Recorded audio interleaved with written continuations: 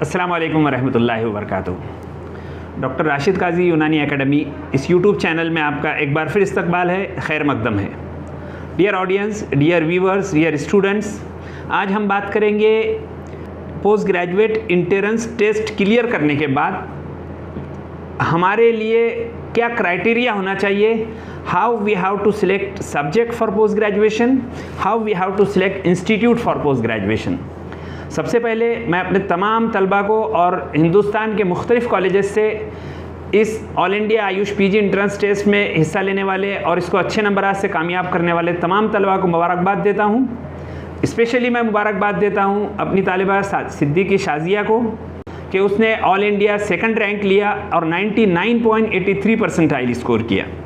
मैं मुबारकबाद देता हूँ अपनी third topper all India rank जिनका थर्ड है साइमा खान को कि उन्होंने 99.37 परसेंटाइल स्कोर किया और उन्होंने थर्ड ऑल इंडिया रैंक हासिल किया। उसके अलावा जिन स्टूडेंट्स ने हमारे डॉक्टर MIJT यूनानी मेडिकल कॉलेज मुंबई से आयुष पीजी एंट्रेंस टेस्ट अच्छे नुमाया नंबरात से कामयाब किया, उनमें काबिल ज़िक्र है कुरैशी अलमास, शाह सबा और खान सबरीन। मैं अपने तमाम स्टूडेंट्स को, उसके अलावा AMU अलीगढ़ के जिस तालिब इल्म ने फर्स्ट ऑल इंडिया रैंक हासिल किया उसको भी मुबारकबाद देता हूँ। मालेगांव की जिस तालिबा ने फोर्थ ऑल इंडिया रैंक हासिल किया उसको भी मुबारकबाद देता हूँ। और हिंदुस्तान के मुख्तलिफ़ हिस्सों से जिन स्टूडेंट्स ने बड़ी काविशों से, बड़ी मेहनतों से इस एग्ज़ाम को पास किया, अच्छे नंबरात हासिल किए, मैं डॉक्टर राशिद काजी उन तमाम स्टूडेंट्स को तहे दिल से मुबारकबाद देता हूँ। डियर स्टूडेंट्स, ये आज का वीडियो स्पेशली आपके लिए है। अभी आपने पीजी एंट्रेंस पास किया है, आपके अलग अलग परसेंटाइल स्कोर्स हैं, आपके अलग अलग ऑल इंडिया रैंक्स हैं। तो जो पहले इनिशियल रैंक्स हैं टॉप 10 या टॉप 20, उनको तो मैं समझता हूँ कि उनको अपनी चॉइस का सब्जेक्ट भी मिल जाएगा, उनको अपनी चॉइस का इंस्टीट्यूशन भी मिल जाएगा। लेकिन जो बाद के रैंक्स हैं उनको कहीं ना कहीं सब्जेक्ट में और इंस्टीट्यूट में कंप्रोमाइज़ करना पड़ेगा। लेकिन उससे पहले आपको ये पता होना चाहिए कि आपकी चॉइस क्या होना चाहिए। डेफिनेटली आपको अपनी चॉइस का सब्जेक्ट और इंस्टीट्यूट मिलेगा, लेकिन अगर आपको ये पता नहीं होगा कि आपकी चॉइस क्या होना चाहिए तो ये बड़ी मुश्किल है। तो आज हम बात करेंगे how to select subject for post graduate Unani course, how to select institute for post graduate Unani course. तो डेफिनेटली जब हम ये क्वेश्चन पूछते हैं तो मैं मैं हमेशा कहता हूँ कि आपका वाई क्लियर होना चाहिए। ज़िंदगी में हर काम के करने से पहले अगर आपका वाई क्लियर है तो आप वो काम बखूबी अंजाम दे सकते हैं, उसमें अच्छी नुमाया कामयाबी हासिल कर सकते हैं। तो आपका वाई अगर क्लियर है कि आप क्यों पोस्ट ग्रेजुएट करना चाहते हैं तो आप सब्जेक्ट के सिलेक्शन में भी आपके लिए आसानी है, इंस्टीट्यूट के सिलेक्शन में भी आपके लिए आसानी है, और पोस्ट ग्रेजुएशन के बाद आपका क्लियर कट फ्यूचर प्लानिंग आपके सामने है। तो सबसे पहले जब हम ये सवाल करते हैं अपने स्टूडेंट से तो अल्टीमेटली सबका जवाब होता है कि सर हम अपना नॉलेज बढ़ाने के लिए, एक्सेलेंस ऑफ नॉलेज के लिए, अपनी क्वालिफिकेशन बढ़ाने के लिए, अपनी हाइट ऑफ स्टेटस बढ़ाने के लिए पीजी करना चाहते हैं। डेफिनेटली आपका जवाब सही है, सब लोग इसी मकसद के लिए पीजी करना चाहते हैं, लेकिन आपका स्पेसिफिक फ्यूचर प्लानिंग भी आपके सामने होना चाहिए।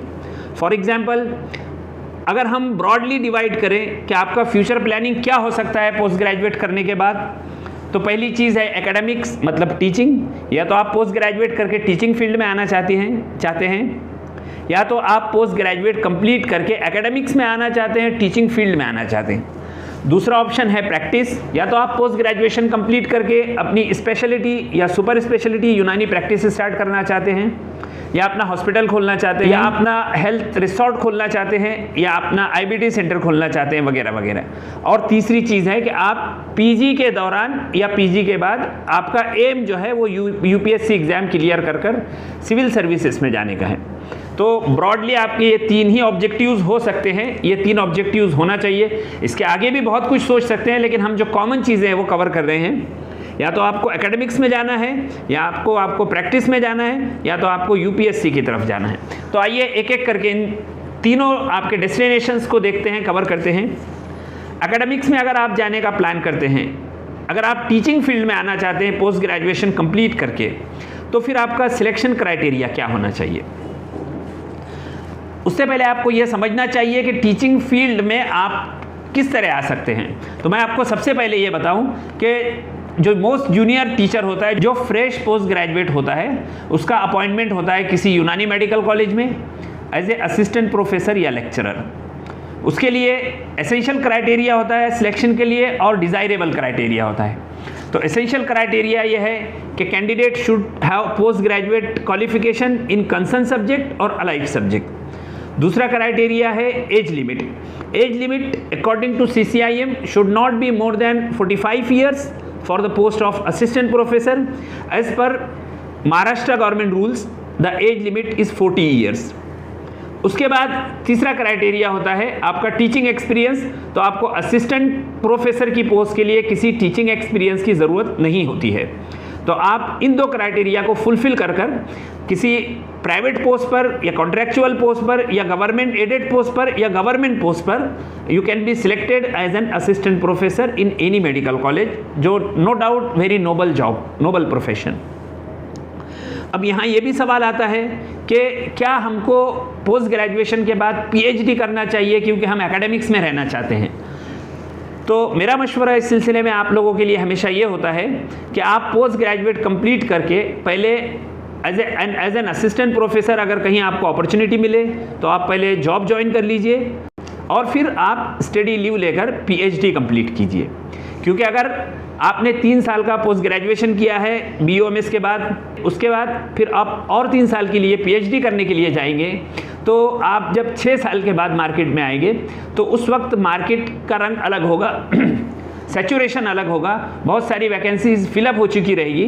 तो इसलिए मेरा मशवरा है कि आप पोस्ट ग्रेजुएट कंप्लीट करके पहले कहीं पर अपॉर्चुनिटी मिले तो आप जॉब ज्वाइन कीजिए, फिर स्टडी लीव लेकर PhD कीजिए अगर आप PhD करने के ख्वाहिशमंद हैं। क्योंकि PhD आज तक असिस्टेंट प्रोफेसर के लिए या किसी टीचिंग पोस्ट के लिए एसेंशियल क्राइटेरिया नहीं है।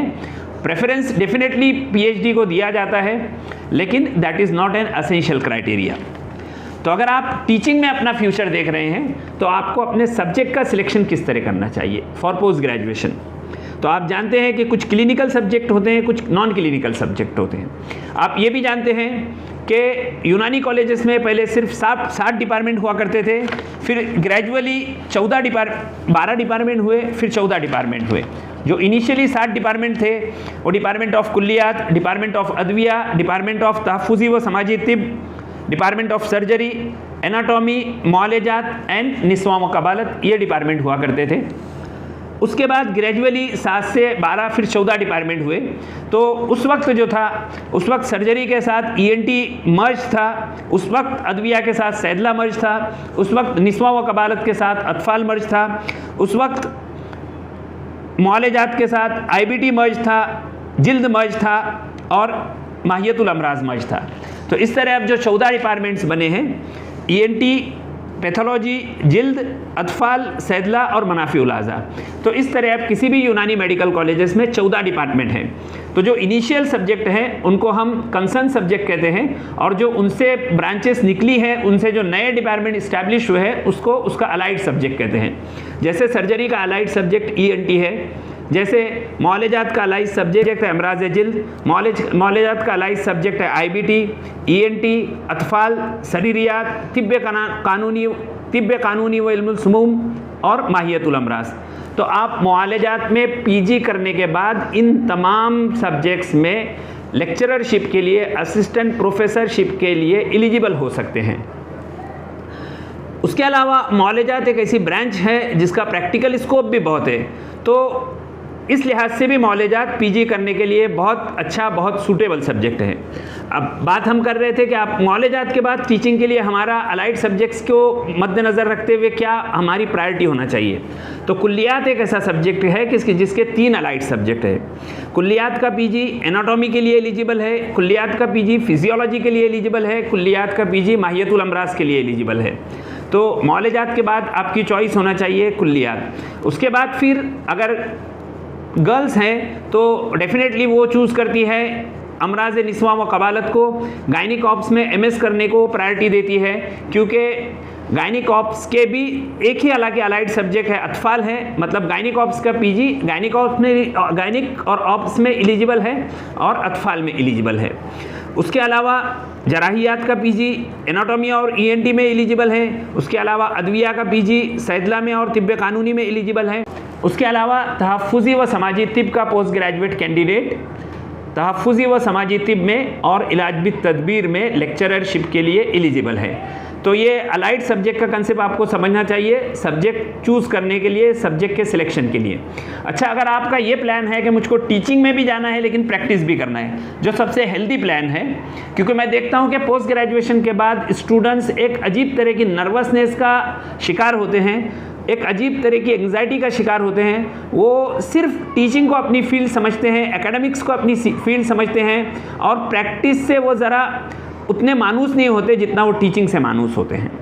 तो अगर आपका जहन ये है कि आपको टीचिंग भी करना है और प्रैक्टिस भी करना है, तो हम आपको ऐसे सब्जेक्ट सिलेक्ट करें जो टीचिंग के लिए भी और प्रैक्टिस के लिए भी इक्वली इम्पॉर्टेंट हो।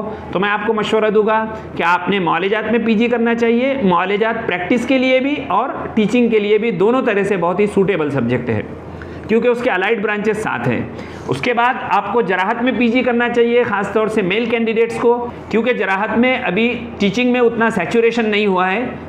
जराहत के पोस्ट ग्रेजुएट अभी भी बड़े शाज़ो नादर मिलते हैं। और मैं बताता चलूँ आपको, अल्हम्दुलिल्लाह मैं महाराष्ट्र का फर्स्ट पोस्ट ग्रेजुएट कैंडिडेट हूँ इन सर्जरी, अल्हम्दुलिल्लाह। तो जराहत में भी अभी उतना सैचुरेशन नहीं है। उसके अलावा सर्जरी और ईएनटी एक प्रैक्टिस के लिए भी बहुत अच्छी फील्ड है।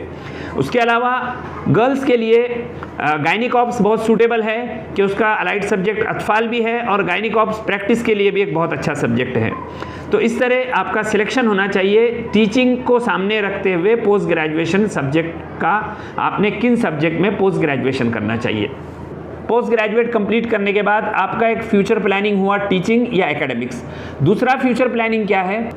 आपका दूसरा फ्यूचर प्लानिंग हो सकता है पोस्ट ग्रेजुएट कंप्लीट करने के बाद प्रैक्टिस। अगर आप प्रैक्टिस में जाना चाहते हैं तो आपके लिए क्या स्कोप है? डेफिनेटली बहुत अच्छा स्कोप है, आपको ज़रूर जाना चाहिए। अब दुनिया यूनानी और आयुर्वेद इन पैथीज़ की तरफ बड़ी उम्मीद की नज़रों से देख रही है, क्योंकि कोविड के ज़माने में हमने देखा कि यूनानी मेडिसिन ने और यूनानी मेडिसिन के डॉक्टर्स ने बहुत अच्छा किरदार अदा किया। तो कोविड के बाद का जो दुनिया है, कोविड के बाद की जो दुनिया है, उसमें एक यूनानी को एक नया मकाम मिला है और हमारे ग्रेजुएट्स को, पोस्ट ग्रेजुएट को प्रैक्टिस में उसको कैश करने की ज़रूरत है। तो अगर आप प्रैक्टिस में जाना चाहते हैं तो आपको के पास क्या क्या ऑप्शन है? आप एज ए यूनानी कंसल्टेंट अपनी प्रैक्टिस स्टार्ट कर सकते हैं। आप स्पेशलिटी यूनानी क्लिनिक चला सकते हैं। आप सुपर स्पेशलिटी यूनानी प्रैक्टिस कर सकते हैं। सुपर स्पेशलिटी यूनानी प्रैक्टिस का मतलब ये है कि एमडी यूनानी स्किन स्पेशलिस्ट, एमडी यूनानी पीडियाट्रिशियन, इस तरह का भी कंसेप्ट आप डेवलप कर सकते हैं। इस तरह के कंसेप्ट पर भी आप प्रैक्टिस कर सकते हैं, बशर्ते ये कि आपको सख्त मेहनत और आपको कंपटीशन फेस करने का तजुर्बा हो, आदत हो और आप चैलेंजेस से घबराते ना हो। तो आप प्रैक्टिस में क्या क्या कर सकते हैं? जैसे हमने बताया, आप अपनी speciality, super speciality clinic start कर सकते हैं, आप हॉस्पिटल स्टार्ट कर सकते हैं, प्योर यूनानी कंसेप्ट का हॉस्पिटल स्टार्ट कर सकते हैं, या अगर किसी का मॉडर्न कंसेप्ट का हॉस्पिटल है, आप उसमें कुछ बेड्स यूनानी के लिए और कुछ ओपीडीज और कुछ सेक्शन यूनानी के लिए स्टार्ट कर सकते हैं। जैसे फिजियोथेरापी होता है तो किसी मॉडर्न हॉस्पिटल में इलाज बित तदबीर यूनिट भी उसके साथ मर्ज किया जा सकता है, बहुत कामयाबी के साथ चलाया जा सकता है। उसके अलावा आप प्योरली पंचकर्मा सेंटर या इलाज बित तदबीर सेंटर भी बना सकते हैं, उसमें भी आप प्रैक्टिस कर सकते हैं। उसके अलावा आजकल एक बहुत ज़्यादा मकबूल हो रहा है कंसेप्ट हेल्थ रिजॉर्ट का, तो आप हेल्थ रिजॉर्ट की तरफ भी अपना फ्यूचर प्लानिंग कर सकते हैं। हेल्थ रिजॉर्ट भी जब आप आज से 3 साल बाद मार्केट में आएंगे, तो आज से 3 साल बाद, 4 साल बाद, 5 साल बाद ये कंसेप्ट काफ़ी डेवलप हो चुका रहेगा, काफ़ी मकबूल हो चुका रहेगा। तो आपको अपनी फ्यूचर प्लानिंग में एक चीज़ हेल्थ रिजॉर्ट भी रखना चाहिए। तो ये 2 चीज़ों पर हमने बात की। इन 2 चीज़ों को देखकर, तो अगर आपको प्रैक्टिस आपका एम है तो आपको क्लिनिकल सब्जेक्ट चूज़ करने चाहिए प्रैक्टिस के लिए, जैसे मुआलजात, जैसे सर्जरी, जैसे गायनिकॉप्स, जैसे पीडियाट्रिक्स, जैसे आईबीटी, जैसे अमराज जिल्द व तज़ीनियात वगैरह वगैरह वगैरह। अब आइए तीसरे ऑप्शन की तरफ कि आप पोस्ट ग्रेजुएशन के साथ या पोस्ट ग्रेजुएशन के बाद और क्या कर सकते हैं। आपके पास एक ऑप्शन था टीचिंग या एकेडमिक्स, आपके पास दूसरा ऑप्शन था प्रैक्टिस, आपके पास तीसरा ऑप्शन है सिविल सर्विसेज, यूपीएससी वगैरह कॉम्पिटेटिव एग्जाम्स। तो अगर आपका जहन है कि आपको कॉम्पिटिटिव एग्जाम्स में जाना है, आपको सिविल सर्विसेज में, एडमिनिस्ट्रेटिव सर्विसेज में अपना करियर और अपना फ्यूचर बनाना है, तो मैं आपको पेशगी मुबारकबाद देता हूं। मेरा ये मानना है, मेरा ये आपसे रिक्वेस्ट है कि अगर 60 स्टूडेंट का एक बैच BOMS का निकलता है, तो मैं मानता हूं कि तमाम BOMS के बच्चे बहुत ही टैलेंटेड होते हैं। BOMS के स्टूडेंट्स नीट क्लियर करके आते हैं, बहुत ही डिफ़िकल्ट सब्जेक्ट मेडिकल के वो BOMS के दौरान पढ़ते हैं। उन पर मॉडर्न सब्जेक्ट का स्टडी लोड भी होता है, उन पर यूनानी सब्जेक्ट्स का स्टडी लोड भी होता है। वो दोनों लोड को, दोनों बर्डन्स को बैलेंस करके BOMS क्लियर करते हैं। तो मेरा ये मानना है कि BOMS पास करने वाला हर तालिब इल्म बहुत ही ज़हीन और बहुत ही टैलेंटेड तालिब इल्म है। तो अगर 60 स्टूडेंट का बैच है तो डेफिनेटली 30 स्टूडेंट्स अगर GP की तरफ जाते हैं तो कम से कम 20 स्टूडेंट को PG सोचना चाहिए और 10 स्टूडेंट को UPSC और एडमिनिस्ट्रेटिव सिविल सर्विसेज की तरफ भी अपना रुझान रखना चाहिए। हमको उस तरफ भी तवज्जो देने की ज़रूरत है, ख़ास तौर से बॉयज़ को और गर्ल्स को भी, जिनके यहाँ इस तरह का मिजाज है, इस तरह का रुझान पाया जाता है। तो अगर आप UPSC आपका एम है तो फिर आपको पोस्ट ग्रेजुएशन, या तो आप UPSC के लिए BOMS करके भी क्वालिफाई हो गए, आपको डायरेक्ट BOMS के बाद PG ना करते हुए UPSC की तरफ जाना चाहिए। लेकिन अगर आपको ये डर है कि अगर आप UPSC क्लियर नहीं कर पाए तो फिर आप क्या बचेगा आपके पास, तो आपका as a plan B post graduate Unani course होना चाहिए। मतलब इस सिचुएशन में आपको पोस्ट ग्रेजुएशन के लिए नॉन क्लिनिकल सब्जेक्ट लेना चाहिए जिसमें बहुत ज़्यादा काम ना हो, और आपको PG के साथ साथ आपको UPSC की तैयारी करना चाहिए। और ऐसी एग्जांपल्स हमारे सामने हैं कि उन्होंने PG कंप्लीट करते करते UPSC तैयारी की और एक तरफ वो MD यूनानी हो गए और एक तरफ वो IAS बन गए, IRS बन गए। तो ये एग्जाम्पल सामने रखते हुए हमने इस सिलसिले को आगे बढ़ाना चाहिए। यूनानी के स्टूडेंट्स ने, मेरी यूनानी के टीचर्स से भी रिक्वेस्ट है, हमारे टैलेंट को उस तरफ भी तवज्जो देने की ज़रूरत है कि हम competitive services, civil services exam देकर हम एडमिनिस्ट्रेटिव और पॉलिसी मेकर्स में, ब्यूरोक्रेट्स में हम शामिल हों। तो अगर आपका ये मिजाज है कि आपको UPSC करना है ड्यूरिंग PG, तो फिर आपने नॉन क्लिनिकल सब्जेक्ट लेना चाहिए। आपका इंस्टीट्यूट का सिलेक्शन ऐसा होना चाहिए जहाँ पर UPSC की कोचिंग क्लासेस बहुत अच्छी है, जैसे दिल्ली में जामिया मिल्लिया इस्लामिया है, जैसे बेंगलोर में भी है, जैसे हैदराबाद में भी है। तो फिर आप PG के लिए उन्हीं इंस्टीट्यूट का रुख करें जहाँ पर आपको PG के दौरान UPSC की कोचिंग की सहूलत दस्तयाब हो सके। तो ये हमने एक पॉइंट अपनी आज की वीडियो का मुकम्मल किया कि how to select the subject for post graduation. Now we are proceeding to the second part of our video और topic, that is selection of institute. तो देखिए, इंस्टीट्यूट का सिलेक्शन आप लोगों का एक ही क्राइटेरिया होता है जिन्होंने अभी एंट्रेंस पास किया है। मैं बात करता हूँ स्टूडेंट से, उनके सामने एक ही चीज़ होती है, क्योंकि उनका विज़न ब्रॉड नहीं होता, उनको मालूम नहीं होता। उनका सिर्फ एक क्राइटेरिया होता है, जहाँ पर स्टाइपेंड ज़्यादा है वहाँ PG करना चाहिए, जहाँ पर स्टाइपेंड कम है वहाँ PG नहीं करना चाहिए। तो उनका सिलेक्शन ऐसा होता है, जहाँ सबसे ज़्यादा उसको फर्स्ट प्रायोरिटी पे रखते हैं, जहाँ उससे कम उसको सेकंड, फिर उससे कम उसको थर्ड। ये क्राइटेरिया हेल्दी क्राइटेरिया नहीं है।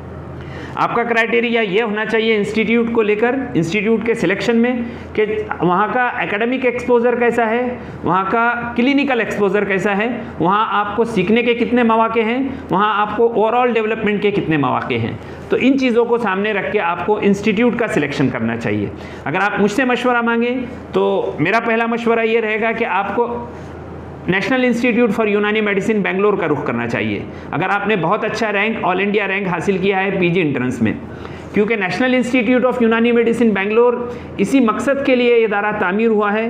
तामीर होके भी काफ़ी अरसा बीत चुका है, अब ये इदारा वेल इस्टेब्लिश हो चुका और ये लायक व फायक असातिज़ा की मौजूदगी में बहुत अच्छे PGs प्रोड्यूस कर रहा है, बहुत अच्छे प्रोडक्ट्स यहाँ से निकल कर आ रहे हैं। हम इंस्टीट्यूट चलाते हैं, हम इंटरव्यूज़ करते हैं, हम सिलेक्शन करते हैं, तो हम देखते हैं कि बहुत ही क्रीम मटेरियल NIUM से निकल कर आ रहा है। मैं उसके लिए NIUM के डायरेक्टर को और वहाँ की फैकल्टीज़ को मुबारकबाद देना चाहता हूँ। अब बात करते हैं NIUM की। तो NIUM में टोटल PG की सीट 71 है, वहाँ का उसमें से ऑल इंडिया कोटा 63 है। अगर हम NIUM की फ़ीस की बात करते हैं और स्टाइपेंड की बात करते हैं, तो NIUM में फ़ीस जो है फर्स्ट ईयर में 88,750 रुपीज़ फ़ीस है, सेकंड ईयर में फ़ीस 54,500 है, थर्ड ईयर में फ़ीस 54,500 है। स्टाइपेंड जो है NIUM में फर्स्ट ईयर में 57,030 रुपीज़ है, सेकंड ईयर में 61,104 रुपीज़ है और थर्ड ईयर में 65,177 रुपीज़ है। ये 2021 का डाटा है, करंट ईयर का डाटा अभी पब्लिश नहीं हुआ, लेकिन 5% इंक्रीमेंट के साथ इसी के आसपास कुछ फीस होगी, इसी के आसपास कुछ स्टाइपेंड होगा। आपका NIUM के बाद आपका सेकंड चॉइस क्या होना चाहिए? NIUM के बाद आपकी सेकंड चॉइस या तो हो सकती है अजमल खान तिबिया कॉलेज, मुस्लिम यूनिवर्सिटी अलीगढ़ या गवर्नमेंट आयुर्वेदिक एंड यूनानी मेडिकल कॉलेज करोल बाग।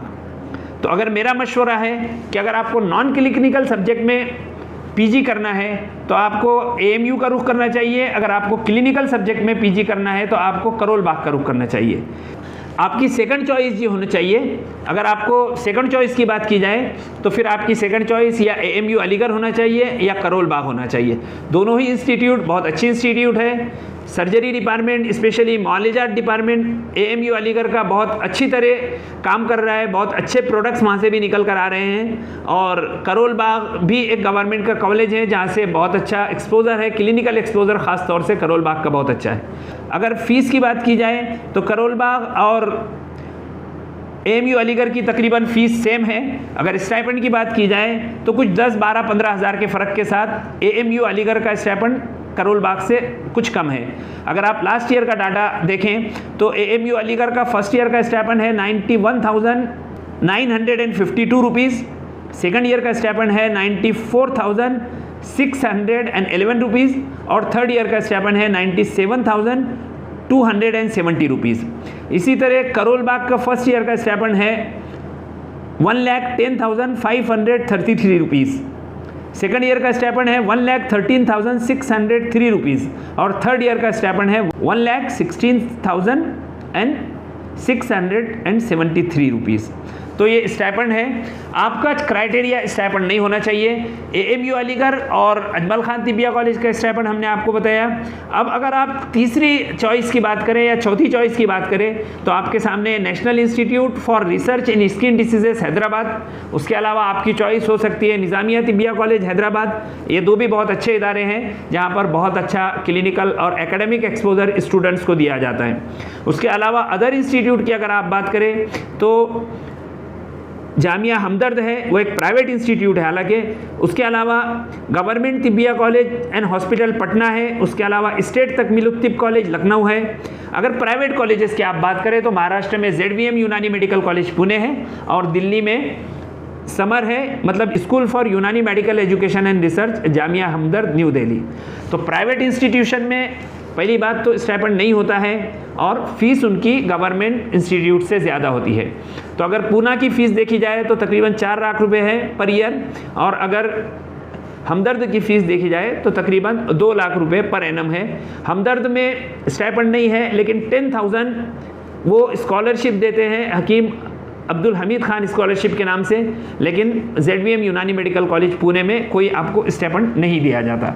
तो इस तरह ये criteria for selection of the institute है। तो इस तरह आज के हमने अपने दोनों टॉपिक्स कंप्लीट किए। हमने आपके सामने पेश किया how to select the subject and how to select the institute.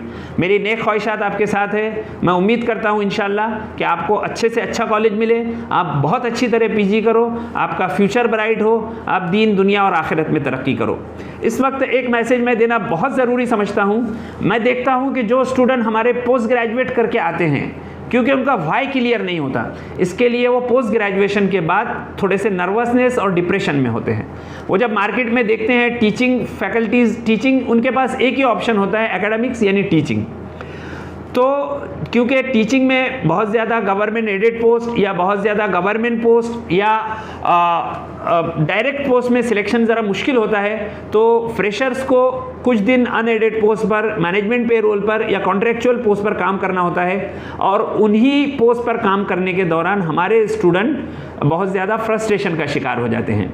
तो मैं देखता हूं कि मेरा एक UG स्टूडेंट है, उसमें हौसला होता है, अज़्म होता है, वो अपने आप को हैंडीकैप नहीं समझता, वो एनर्जेटिक होता है, एंथुसियास्टिक होता है, उसको ये यकीन होता है कि मैं मार्केट में प्रैक्टिस करके बहुत बाइज्जत ज़िंदगी गुजार सकता हूँ, बहुत हैंडसम अमाउंट कमा सकता हूँ। लेकिन ये हौसला PG करने के बाद जो स्टूडेंट्स होते हैं वो उनमें किसी वजह से कम हो जाता है।